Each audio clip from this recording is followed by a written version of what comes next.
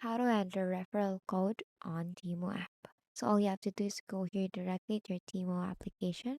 So first and foremost is you have to make sure that your Temu application is updated. Now you can do that in your App Store and your Play Store. So click on the update button if you have.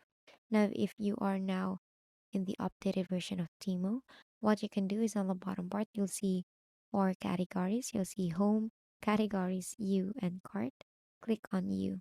Now under you here, you'll see this section where it says coupons and offers. Click on coupons and offers.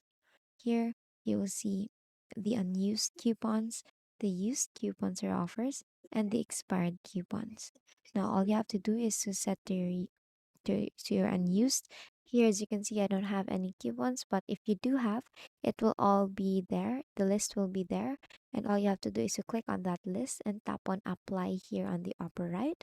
And basically, that is how you enter referral code on Temu app. And that is all for today.